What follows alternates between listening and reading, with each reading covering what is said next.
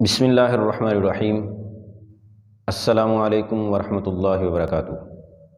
محترم دوستو، آپ دیکھ رہے ہیں چینل القاسم اکیڈمی، جس میں آپ مختلف شرعی مسائل، خوابوں کی تعبیرات سے متعلق بحث کو دیکھ، سن اور سمجھ سکتے ہیں۔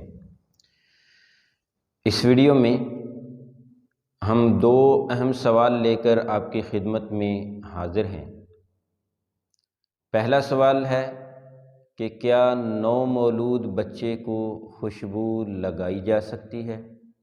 نیا بچہ پیدا ہوا ہے، کیا اس کو خوشبو لگانا درست ہے؟ خوشبو لگائی جا سکتی ہے یا نہیں لگائی جا سکتی؟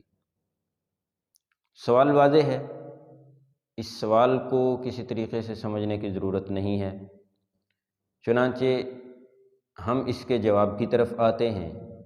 جواب یہ ہے کہ بالکل چھوٹے بچے کو، نومولود بچے کو خوشبو لگانا درست بلکہ مستحب ہے، کیونکہ ابو داؤد شریف کے اندر حدیث مبارکہ ہے، عن بریدہ قال کنا کذا فی الجاہلیۃ، عن بریدہ قال کنا فی الجاہلیۃ اذا ولد لأحدنا غلام۔ حضرت بریدہ فرماتے ہیں کہ جب ہم جاہلیت کے زمانے کے اندر ہمارا طرز عمل یہ ہوتا تھا کہ جب ہم میں سے کسی ایک کے گھر کوئی بچہ پیدا ہوتا، بچے کی ولادت ہوتی، تو ذبح شاطن، وہ بکری کو ذبح کرتا، ولطخ رأسہ بدمہا، اور بکری کا جو خون ہے وہ اس کے سر پہ لگایا کرتا تھا۔ فلما جاء الاسلام، جب اسلام آ گیا، کنا نذبح شاطن یوم السابع، تو ہم بکری ذبح کرتے 7ویں دن، ونحلق رأسہ، اور ہم سر کا حلق کرواتے یعنی بچے کے بال اتروا دیتے، ونلتخہ بزعفران، اور ہم بچے کے سر کو زعفران لگایا کرتے تھے۔ اس حدیث مبارکہ سے معلوم ہوتا ہے، اس روایت سے معلوم ہوتا ہے کہ نبی پاک صلی اللہ علیہ وسلم کا جو طریقہ ہے، اس طریقے کے مطابق بچے کے سر پر کوئی خوشبودار چیز یا خوشبو لگائی جا سکتی ہے، بلکہ مستحب ہے۔ ایک اور دوسری حدیث مبارکہ کے اندر نبی پاک صلی اللہ علیہ وسلم کا واضح فرمان موجود ہے۔ آپ صلی اللہ علیہ وسلم کا فرمان مبارک ہے، اجعلوا مکان الدم خلوقا، اجعلوا مکان الدم خلوقا، کہ خون کی جگہ بچے کے سر پر خلوق لگاؤ۔ اب خلوق کیا ہے؟ خلوق کئی چیزوں سے مرکب، کئی چیزوں کو ملا کر بنائی گئی ایک خوشبو کا نام ہے، جس کے اندر زعفران وغیرہ بھی شامل ہوا کرتے تھے۔ تو اس سے معلوم ہوتا ہے کہ بچے کے سر پر خوشبو لگانا یا بچے کے جسم پر خوشبو لگانا صرف ثواب ہی نہیں بلکہ مستحب بھی ہے۔ اب چلتے ہیں ہم دوسرے سوال کی طرف۔ دوسرا سوال یہ ہے، کیا بچے کے عقیقہ کے ساتھ ساتھ اپنا عقیقہ بھی کیا جا سکتا ہے یا والدین کا عقیقہ بھی کیا جا سکتا ہے؟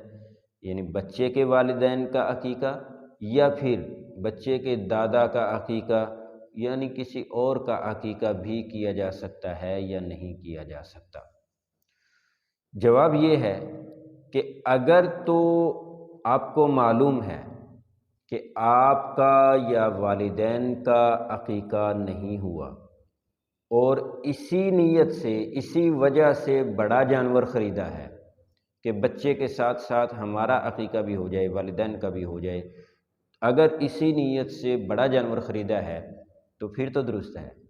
لیکن اگر آپ کو معلوم ہے کہ آپ کا یا آپ کے والدین کا عقیقہ ہو چکا ہے، پھر بھی ثواب کی نیت سے یا مصیبت دور کرنے کی نیت سے اگر کوئی شخص اپنا عقیقہ بچے کے عقیقے کے ساتھ کرنا چاہتا ہو، یا اپنے والدین کا عقیقہ بچے کے عقیقہ کے ساتھ کرنا چاہتا ہو، اور اسی نیت سے وہ بڑا جانور بھی خرید چکا ہو، تو اب اس کی اجازت نہیں ہے۔ کیوں؟ اس لیے کہ دوبارہ عقیقہ کرنا مشروع نہیں ہے۔ اب کیا کرنا ہوگا؟ یا تو پورا جانور بچے کی طرف سے عقیقہ کر دیا جائے، درست ہے، کوئی دو حصے ہی الگ کرنا فرض نہیں ہے، بلکہ پورا جانور ہی بچے کی طرف سے عقیقہ کرنا چاہیں تو عقیقہ کیا جا سکتا ہے۔ یا پھر اگر زیادہ قیمت کی وجہ سے پورا جانور بچے کی طرف سے عقیقہ نہیں کرنا چاہتے ہیں تو پھر دوسری صورت یہ ہے کہ دو چھوٹے جانور خرید کر بچے کی جانب سے عقیقہ کر دیا جائے اگر لڑکا ہے، اور اگر لڑکی ہے تو پھر ایک چھوٹا جانور خرید کر بچی کی جانب سے، لڑکی کی جانب سے عقیقہ کر دیا جائے۔ تو یہ ہے دو سوالات، جو سوالات ہم آج کی ویڈیو کے اندر آپ حضرات کے سامنے رکھنا چاہتے تھے، یہ وہ سوالات ہیں اور یہ ان کے جوابات ہیں جو آپ سن چکے ہیں۔ تو ناظرین کرام، اگلی ویڈیو کے اندر انشاءاللہ ہم ایک اور مسئلہ لے کر آپ کے سامنے حاضر ہوں گے۔ تب تک کے لیے اجازت، السلام علیکم۔